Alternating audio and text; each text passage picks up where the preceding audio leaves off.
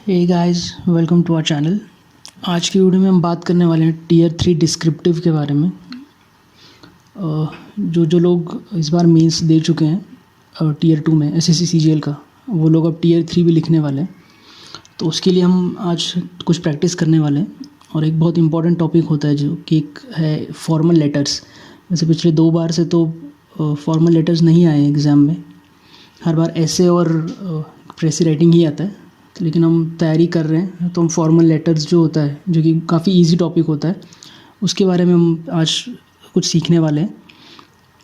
तो शुरुआत करते हैं हम इसके फॉर्मेट से। तो इसका जो फॉर्मेट जो आपको याद रखना है FDTS होता है। और अगर आप इसमें फॉर्मेट भी अच्छे से लिख देते हैं तो भी आपको कुछ मार्क्स तो मिल ही जाएंगे आराम से। तो FDTS का मतलब होता है, पहले आएगा फ्रॉम, फिर आता है डेट, फिर होता है टू, और फिर एस का मतलब होता है सब्जेक्ट। तो आपको इसी फॉर्मेट में लिखना होता है। वो मैं दिखा देता हूँ। ये सबसे पहले फ्रॉम में आएगा जो सेंडर्स का एड्रेस होता है। जी, ये क्वेश्चन में आपको दिया हुआ होगा, जैसे कि इसमें बता देते हैं कि you are Ram Ramesh living in Delhi Vasant Kunj, ऐसे एड्रेस दे देंगे। तो आपको यहाँ पे एड्रेस यहाँ लिख लेना है पहले तो फ्रॉम में। उसके बाद जो आती है डेट। डेट का फॉर्मेट जो होगा, आपको पहले डेट, फिर मंथ और फिर ईयर, उस फॉर्मेट में लिखना है। तो कैसे लिखा है वो हम आगे देखेंगे। और फिर जो है, अगर ये लेटर टू एडिटर है या फिर लेटर टू प्रिंसिपल हो सकता है, या फिर लेटर टू चीफ सेक्रेटरी या फिर चेयरमैन, इस तरह के होते हैं। तो हम जिसको लिख रहे हैं लेटर, वो यहाँ पे आएगा। यहाँ पे हमें फ्रॉम और टू नहीं लिखना है। जैसे हमने पहले फ्रॉम नहीं लिखा है, हमने सीधे सीधे सेंडर का एड्रेस लिख दिया। यहाँ पर भी हमने टू नहीं लिखा है, सीधे सीधे जिसे हम लिख रहे हैं उसका जो डेजिग्नेशन है प्लस जो वो कहाँ पर काम करता है वो लिखा हुआ है हमने। और एक CTM ऑप्शनल होता है। CTM अगर दिया हुआ है क्वेश्चन में तो हमें लिखना पड़ेगा। वैसे अगर एडिटर को लिख रहे हैं तो CTM लिखते हैं। और फिर लास्ट में आ जाता है ये सब्जेक्ट में हमें जिस टॉपिक के बारे में हमें लिखना होता है वो हमें एकदम शॉर्ट में बताना होता है, एक लाइन में ही, जैसे रिगार्डिंग लिख करके, या फिर सिंपली हम जो टॉपिक है वो लिख सकते हैं। तो ये हमारा फॉर्मेट होता है, इस फॉर्मेट में हमें लिखना होता है। और इसमें एक प्रॉब्लम होती है कि मतलब सब बच्चों को यहाँ पे कैसे स्टार्ट करें, उसमें प्रॉब्लम फेस होती है। तो ये कुछ लाइंस है जो कि एक अच्छा इंप्रेशन दे सकते हैं अगर ऐसे आप स्टार्ट करते हैं अपने लेटर को। तो आपको इन लाइंस को आपको रट लेना है, क्योंकि दूसरा कोई ऑप्शन नहीं है। जैसे kindly allow me to use some space in your esteem daily to express my views and concern on. और यहाँ पर जो है फिर टॉपिक आ जाएगा, क्या प्रॉब्लम है, क्या जो है प्रॉब्लम आ रही है, लोगों को क्या प्रॉब्लम हो रहा है वहाँ से, या फिर कोई इशू जो आपने नोटिस किया हुआ वो आप यहाँ लिख सकते हैं। या kindly allow me to use some space in your esteemed daily. तो ये बेसिकली ये होता है कि हम जो एडिटर होता है, एडिटर को हम रिक्वेस्ट कर रहे हैं कि हमारे यहाँ पे ये प्रॉब्लम चल रहा है, इसके लिए जो अपने न्यूज़पेपर में हमें एक थोड़ा सा स्पेस चाहिए।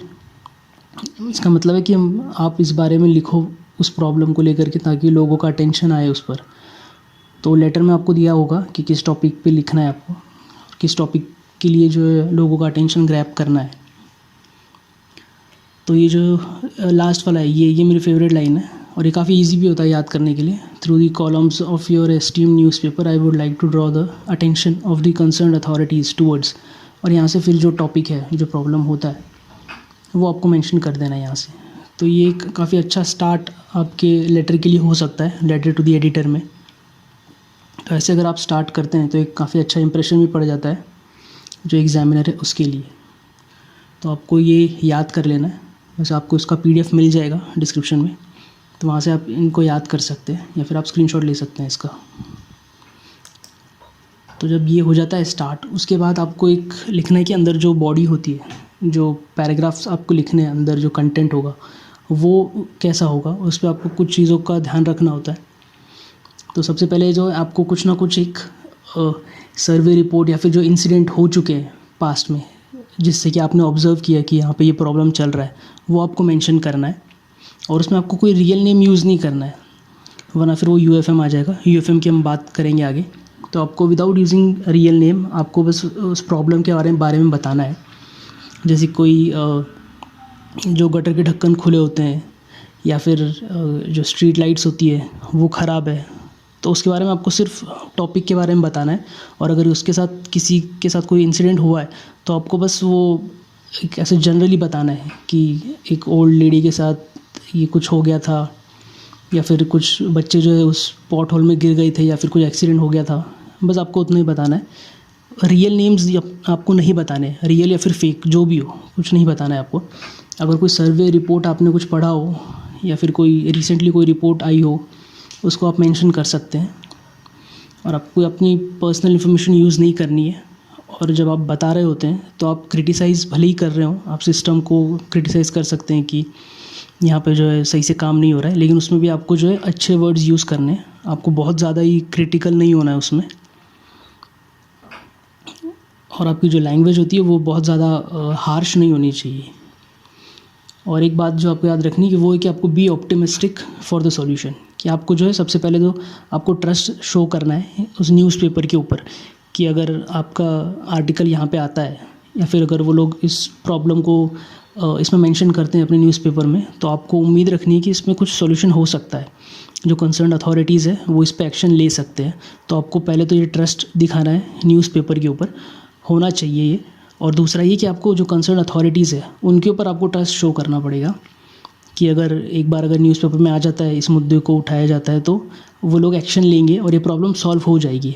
आप ऐसा नहीं बोल सकते कि सिस्टम में कुछ नहीं होने वाला, कोई फ़ायदा नहीं है लिख करके, या फिर कोई फ़ायदा नहीं है न्यूज़पेपर में आने से भी।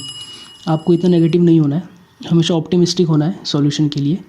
और उसके बाद एक लास्ट आता है describe the problem and its impact.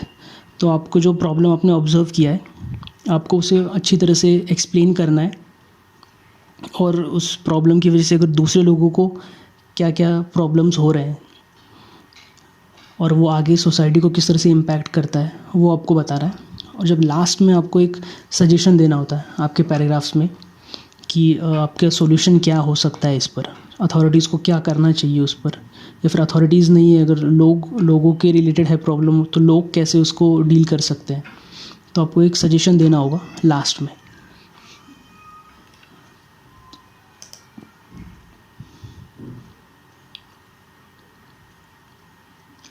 और ये एक जब हम कंटेंट लिख देते हैं तो एक लास्ट में हमें एंड करना होता है इस लेटर को। तो जब एंड करने के लिए भी अगर हम कुछ अच्छे वर्ड्स यूज़ करते हैं, कुछ अच्छी लाइंस अगर हम पहले से याद करके रखें, तो वो हमारे जो लेटर को काफ़ी इफ़ेक्टिव बताएंगे, और जो एग्ज़ामिनर होगा उसके सामने हमारा काफ़ी अच्छा इंप्रेशन पड़ता है। तो जैसे हमने स्टार्टिंग के लिए कुछ लाइंस हमने याद किए थे, तो एंड के लिए भी हम ये कुछ 3 लाइंस है, ये काफ़ी इफ़ेक्टिव है। आप इनको याद कर सकते हैं और इनमें से आप कोई एक यूज़ कर सकते हैं, तो जिससे आपका जो लेटर है वो काफ़ी अच्छा हो जाएगा और काफ़ी इफ़ेक्टिव लगेगा एग्ज़ामिनर को पढ़ने पे। तो मेरा जो फेवरेट है वो ये है, hope the concern authorities will take notice and do something in this direction. ये काफ़ी ईजी भी होता है याद करने में, और अगर आप ये लिख देते हैं तो काफ़ी एक अच्छा इंप्रेशन भी पड़ेगा। लेकिन आपको देखना है कि लेटर आपका जो टॉपिक है वो कंसर्न अथॉरिटीज़ का अटेंशन ड्रॉ करने के लिए है या फिर पब्लिक का, उसके अकॉर्डिंगली आपको यहाँ पे लिखना है। तो कंसर्न अथॉरिटीज़ की जगह फिर आपको पब्लिक लिखना पड़ेगा अगर आप पब्लिक का अटेंशन चाहते हैं उस मुद्दे पर। तो ये आपका एंड हो जाएगा कि आपको एंड कैसे करना है। तो लास्ट में ये आ जाएगा, I hope the concern authorities and the general public will see the gravity of the matter and some measures will be adopted to. और यहाँ पे जो आपको प्रॉब्लम था उसके जो अपने कैसे उसको प्रॉब्लम को रिड्यूस करना है, तो वो आ जाएगा यहाँ पर। तो ये लाइन जो है लास्ट वाली, इस पर आप कंसर्न अथॉरिटी और पब्लिक दोनों का जो अटेंशन है वो ड्रॉ कर रहे हैं, तो आप ये लाइन यूज़ कर सकते हैं। ओके, और जब लास्ट में हम जब लिखते हैं एक योर्स फेथफुली, तो योर्स फेथफुली में हमेशा बच्चे बहुत ज़्यादा गलती कर देते हैं। एक तो या तो वो ये योर फेथफुली लिखते हैं, या तो फिर ये यूअर्स फेथफुली लिखते हैं, जबकि असली वाला जो मतलब जो करेक्ट है वो ये है ना। उसमें अपोस्ट्रोफी एस आएगा और एक एस भी आएगा, मतलब ये यूअर्स आएगा लेकिन अपोस्ट्रोफी एस नहीं आएगा। तो ये जो रॉन्ग है और ये भी रॉन्ग है। जो राइट वाला है आपको वो ये लिखना है, योर्स फेथफुली या फिर योर्स सिंसियरली। सिंसियरली में भी जो है स्पेलिंग रॉन्ग लिखते हैं, तो आपको सिंसियरली की स्पेलिंग भी आप चेक कर लेना, और या तो फिर आप सिंपली फेथफुली लिख सकते हैं, फेथफुली विल वर्क। और आपको कुछ चीज़ें जो आपको याद रखनी है अपना लेटर लिखते वक्त, वो ये कि जब आप अटेंशन ड्रॉ करते हैं तो वो आप एडिटर का अटेंशन ड्रॉ नहीं कर रहे हैं, कि एडिटर कुछ नहीं करने वाला है। आपको जो है अटेंशन ड्रॉ करना है वो या तो पब्लिक का या तो फिर जो कंसर्न अथॉरिटीज़ है उनका करना होगा। तो आपको टॉपिक के अकॉर्डिंगली देखना पड़ेगा। और जैसे कि कुछ टॉपिक है, अगर कोई मिसमैनेजमेंट होता है या फिर जैसे कि कहीं पे कोई स्ट्रीट लाइट्स ख़राब है ना, अगर कोई लाइट नहीं जलते हैं या फिर कुछ वैसा मिसमैनेजमेंट है, तो आपको कंसर्न अथॉरिटीज़ का अटेंशन आपको ड्रॉ करना होगा, क्योंकि वही लोग एक्शन लेने वाले हैं।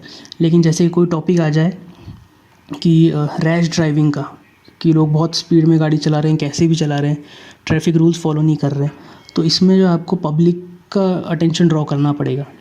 तो उसमें आपको पब्लिक को एड्रेस करना है, आपका जो आर्टिकल होगा वो। हाँ, और उसमें जनरल अथॉरिटीज़ को भी आप कर सकते हैं, जो कंसर्न अथॉरिटीज़ है उनके लिए। तो दोनों को आप अटेंशन ड्रॉ करना पड़ेगा। लेकिन इसमें दोनों में भी एडिटर का कोई रोल नहीं आएगा। एडिटर को आप सिर्फ बता रहे हैं, हमको सिर्फ कन्विंस करना है एडिटर को कि ये एक प्रॉब्लम है और जो तुम्हारे न्यूज़पेपर में इसे ऐड करो। फिर एक सेकंड चीज़ होती है कि रिक्वेस्ट कंसर्न अथॉरिटीज़। अच्छा, तो एक्शन लेने के लिए भी हमें कंसर्न अथॉरिटीज़ को ही रिक्वेस्ट करनी है। अपने आर्टिकल में भी जब हम लिखेंगे, मतलब हमने इसे बताना होता है एडिटर को, हम आर्टिकल तो नहीं दे रहे हैं, सिर्फ लेटर लिख रहे हैं, तो हम उसमें मेंशन करेंगे कि हमने कुछ अपील की है कंसर्न अथॉरिटीज़ को आर्टिकल के थ्रू, ताकि वो इस पर एक्शन ले। तो हम ये जो रिक्वेस्ट कर रहे हैं हम एडिटर को नहीं करेंगे कभी भी, हम अपने आर्टिकल में कंसर्न अथॉरिटीज़ को ही एड्रेस करेंगे सीधे। और फिर एक हम अपना जो प्रॉब्लम है वो कितना बड़ा है या फिर उससे क्या क्या इम्पैक्ट हो सकता है, उसे प्रूव करने के लिए हम या तो कोई लेटेस्ट न्यूज़ या फिर सर्वे रिपोर्ट्स, हम इसको कुछ मेंशन कर सकते हैं, कुछ डेटा अगर हमारे पास होगा। और यहाँ पर फिर से एक याद रखना है कि हमें कोई रियल नेम यूज़ नहीं करना है, जैसे कि राम श्याम ऐसा कुछ तो भी रियल नेम यूज़ नहीं करना है, चाहे भले वो न्यूज़ से रिलेटेड भी हो। जैसे कुछ किसी न्यूज़ में अगर हो कि कोई राम नाम का लड़का कोई गिर गया हो इसमें पॉट होल में वगैरह, तो हमें उसमें मेंशन नहीं करना है उसके नाम के साथ। अ बॉय या अ मैन हम मेंशन कर सकते हैं न्यूज़ में। तो बस उतना करना है हमें। और फिर एक analyse the issue, try to find causes. Okay, तो इस पे तो हमें रिसर्च करना पड़ेगा कि वो जो टॉपिक होता है उस टॉपिक का मेन कॉज क्या है, उसके प्रॉब्लम्स क्या क्या है, उसका इम्पैक्ट किन लोगों पे पड़ रहा है और उसका जो सॉल्यूशन है वो क्या हो सकता है, उसमें अथॉरिटीज़ का क्या रोल होगा उसके सॉल्यूशन में और उस प्रॉब्लम में। ओके, फिर offer suggestions to solve the problem. Okay, तो उसके बाद जो एंड करते वक्त हमें एक सजेशन भी देना है कि इसमें अथॉरिटीज़ क्या कर सकती हैं, पब्लिक क्या कर सकती है इस प्रॉब्लम को सॉल्व करने के लिए। हमें सिर्फ वैसे प्रॉब्लम दिखा करके ये हट नहीं जाना है, क्योंकि बिना सॉल्यूशन के तो फिर कुछ फ़ायदा ही नहीं होगा उसमें।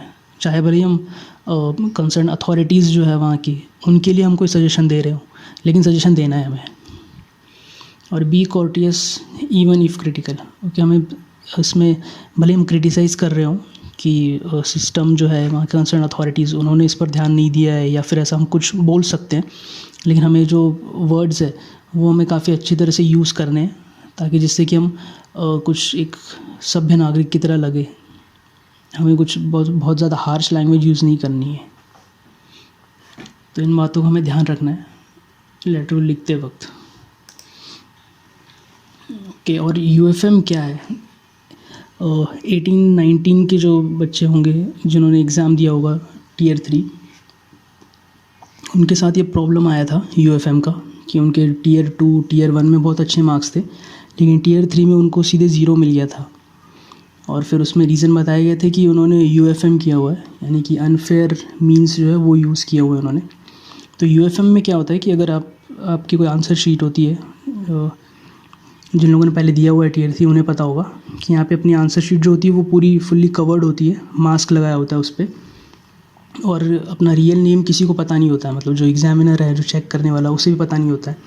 तो अगर हम इस पर अपनी कोई आइडेंटिटी डिस्क्लोज़ करते हैं या फिर हम अपना नाम रियल नेम यूज़ कर लेते हैं या फिर अपन कोई ऐसा कोड वर्ड यूज़ कर लेते हैं, मतलब जो ऐसा लगे कि उनको कि इसने कोड वर्ड में अपनी आइडेंटिटी डिस्क्लोज़ की है, तो उसे वो मानते हैं कि ये अनफेयर मीन्स है।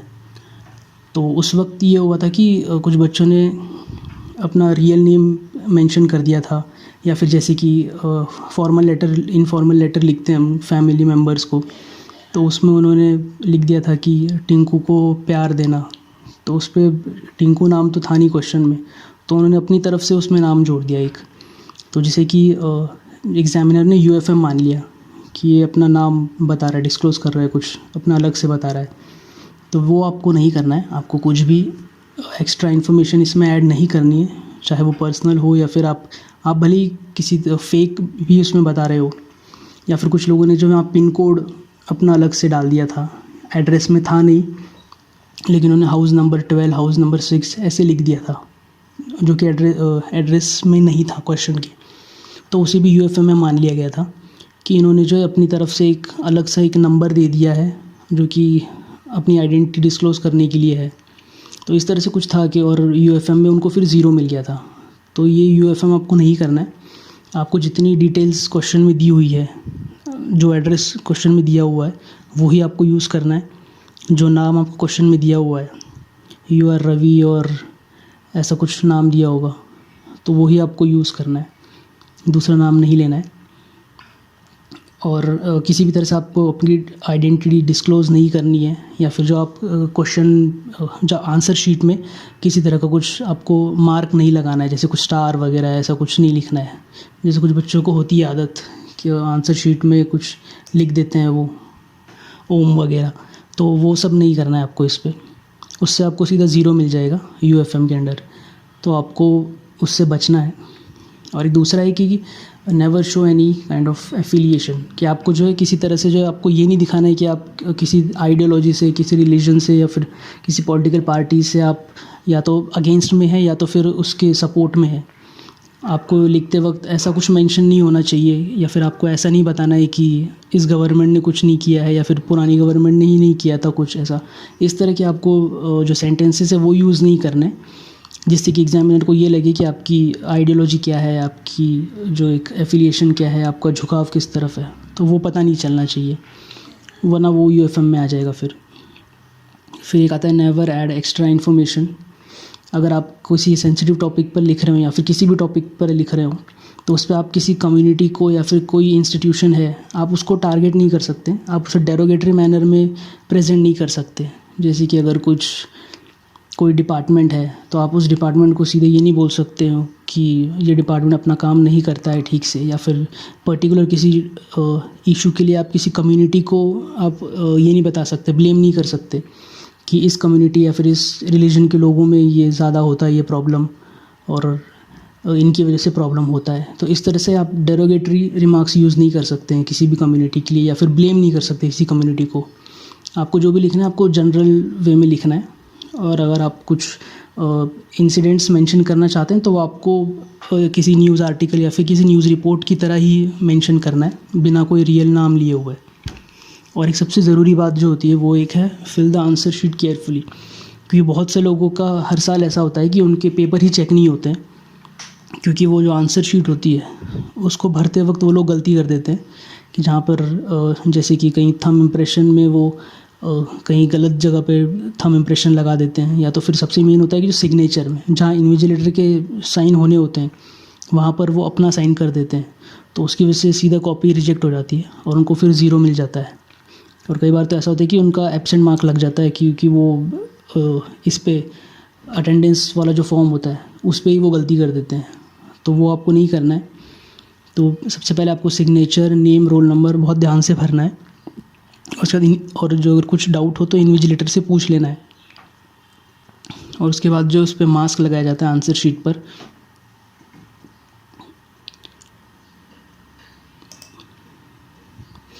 ओके। तो ये एक क्वेश्चन है गिवन द रिसेंट रवि और रेशमा रिसाइडिंग न्यू मेहरौली, और ये एक है रोड एक्सीडेंट्स जो होते हैं उनके रिलेटेड आपको लिखना है लेटर टू एडिटर।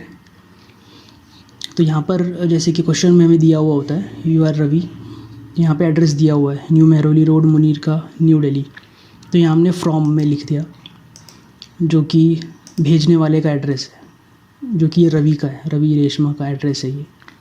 फिर आएगा डेट, ये डेट इस फॉर्मेट में होनी चाहिए, डेट, मंथ और फिर ईयर। उसके बाद जिसे हम लिख रहे हैं एडिटर को, वो आ जाएगा यहाँ पे the editor, the times new Delhi. और जो एक और ज़रूरी बात, यहाँ पे एडिटर से पहले द ज़रूर आएगा, द एडिटर। और अगर न्यूज़पेपर का नाम है आप लिख रहे हैं तो उस पर भी द आएगा, the times of India, the Indian express, इस तरह से आएगा। अगर क्वेश्चन में दिया हुआ है तो एज इट इज़ हमें वहीं से लेना है, नहीं है तो फिर हमें ये ऐसे लिखना पड़ेगा। फिर एक आ जाता है subject, an appeal to raise a concern about reckless driving. जो रैश ड्राइविंग होती है, जो लोग रूल्स को फॉलो नहीं करते हैं, कैसे भी गाड़ी चलाते हैं, उनके लिए है ये। तो शुरुआत हमें ऐसी ही करनी है, सर मैडम, हम दोनों लिख सकते हैं या फिर अब कोई एक भी लिख सकते हैं, सिर्फ सर भी लिख सकते हैं, उसमें कोई प्रॉब्लम नहीं है। Through the columns of your esteemed newspaper, ये वही लाइन है जिससे शुरुआत की गई है। I would like to draw attention to the concern authorities and your readers. यहाँ पे हम पब्लिक का भी अटेंशन ड्रॉ करना चाहते हैं कंसर्न अथॉरिटीज़ के साथ, क्योंकि ये जो टॉपिक है ये पब्लिक अवेयरनेस का भी है। ठीक है, ये ऐसा नहीं है कि जिस पे सिर्फ कंसर्न अथॉरिटीज़ ही काम करेंगे, ये पब्लिक को भी इस पे काम करना पड़ेगा, तो इसलिए हम पब्लिक का भी अटेंशन ड्रॉ कर रहे हैं। So readers towards the increasing road accidents due to reckless driving, कि ये तो हमारा स्टार्ट हो जाएगा। फिर ये हमने पहले तो फॉर्मेट लिखा, उसके बाद ये स्टार्ट किया है, तो यहाँ तक तो सब सही है। उसके बाद हमें मेंशन करना होगा कि क्या क्या इंसिडेंट होते हैं, क्या प्रॉब्लम होता है। So reckless driving is a serious issue which takes away many innocent lives in the country every year. A large number of accidents are caused by people driving recklessly after being drunk। तो यहाँ पे drink and drive जो होता है उसे भी यहाँ पे मेंशन किया गया है। ट्रैफिक रूल्स को मेंशन किया हुआ है, इधर डेलिबरेटली और ये रोड हेज। ओके, यहाँ पे जो इन्होंने एक रियल इंसिडेंट मेंशन किया हुआ है, तो आपको रियल इंसिडेंट भी ऐसे ही मेंशन करना है, जिसमें आप किसी का नाम नहीं लेंगे, आप बस बता रहे हैं जैसे कि where a lady crossing the road was hit by a car. तो यहाँ पे नाम नहीं लिया हुआ है किसी का और आपने मेंशन कर दिया है, तो इस तरह से आपको मेंशन करना है। और उसके बाद आता है जो थर्ड पैराग्राफ होता है, ये वाला। यहाँ पे आपको आपके क्लोजिंग रिमार्क्स देने होते हैं, इस पे आपको सजेशन देना होता है कुछ ना कुछ। Hence through the pages of your esteemed newspaper I would like to appeal to the people of your country to refrain from engaging reckless driving. Okay, तो ये जो क्लोजिंग करते वक्त हमें ये दिखाना होता है कि अगर हमारा जो आर्टिकल है, आप जो इसको मेंशन कर देते हैं अपने न्यूज़पेपर के कॉलम्स में, तो उसका क्या इम्पैक्ट होगा और आप क्या एक्सपेक्ट कर रहे हैं कि कैसे इस प्रॉब्लम का सॉल्यूशन हो सकता है। तो इस पे हमें हमेशा पॉजिटिव रहना है। तो जैसे कि इसमें इस लेटर में जो लिखने वाला है वो पॉजिटिव है कि अगर एक बार ये छप जाएगा तो लोग इससे कुछ सीखेंगे। मैं दिखा देता हूँ, ये वाला जो है esteemed newspaper I would like to appeal the people of our country to refrain from engaging in reckless driving and urge them to diligently follow traffic rules। तो यहाँ पर ये एक्सपेक्ट कर रहा है कि एक बार अगर यहाँ पे छप जाएगा एस्टीम्ड न्यूज़पेपर में और उस पर कॉलम्स में, यहाँ ये मैगज़ीन का है शायद क्वेश्चन, तो अगर मैगज़ीन में छप जाता है तो ये उम्मीद कर रहा है कि लोग यहाँ से सुधरेंगे और रूल्स जो है वो मानने लगेंगे। तो ऐसी पॉजिटिव नोट पे हमें एंड करना होता है। ये जैसे कि एक अच्छी लाइन यूज़ की है, this can help save a lot of innocent lives. तो इस तरह से आप एक अच्छे एंड पर, अच्छे तरह से एक पॉजिटिव एंड पर अपना लेटर ख़त्म कर सकते हैं। फिर एक लास्ट में होता है थैंक यू इन एंटिसिपेशन, कि आप ये उम्मीद रख रहे हैं कि ये जो आपको जो प्रॉब्लम है उसे जगह मिलेगी न्यूज़पेपर में, तो ये आपने मान लिया है और आप एडवांस में उसे थैंक कर रहे हैं। और फिर लास्ट में आता है योर सिंसियरली, और यहाँ पे आपका नाम आएगा, क्योंकि नाम हमने पहले ऊपर नहीं दिया था फ्रॉम में हमने सिर्फ एड्रेस लिखा था, और यहाँ पे अपना नाम आ जाएगा। और वैसे यहाँ सिग्नेचर भी करते हैं, लेकिन एग्ज़ाम में शायद नहीं करेंगे हम, क्योंकि सिग्नेचर की ज़रूरत नहीं पड़ेगी, हम सिर्फ नाम लिख देंगे। और अगर नाम के साथ अगर कुछ दिया होगा, लाइक अगर कोई NGO से है या फिर, तो वो हमें NGO का मेंशन किया हुआ है तब हमें यहाँ पे मेंशन करना है कि जैसे name Ravi from this NGO, या फिर सेक्रेटरी ऑफ दिस NGO, इस तरह से हमें मेंशन करना पड़ेगा अगर क्वेश्चन में दिया हुआ है तभी।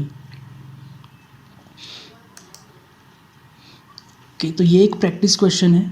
तो जैसे कि आपने देखा हुआ है बाकी के जो स्लाइड्स में हमने स्टार्ट और एंड के जो फिक्स हमने कुछ लाइंस बताए हुए हैं उनको आप यूज़ करके अपना एक लेटर लिख सकते हैं। ये एक प्रैक्टिस क्वेश्चन है, आप इसको ज़रूर लिखें और आपको PDF मिल जाएगा इस पर डिस्क्रिप्शन में ही। तो आपको इसको ट्राई करना है और अगर आप लिख पाते हैं इसको तो फिर आप उससे मैच कर सकते हैं जो मैं एक आंसर दे रहा हूँ। लेकिन पहले आपको लिखना है और उसके बाद ही आपको मैच करना है कि आप क्या क्या चीज़ें उसमें ऐड कर सकते थे और यहाँ से क्या क्या चीज़ें आपको ऐड करनी है। तो ये उसका आंसर है जो प्रैक्टिस क्वेश्चन है उसका।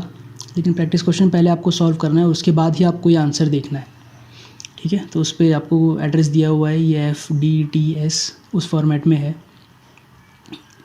कि ये जो है exploitation of children in urban society. तो ये बहुत सारे पॉइंट्स आपको मेंशन करने हैं, इस तरह से दिए होते हैं,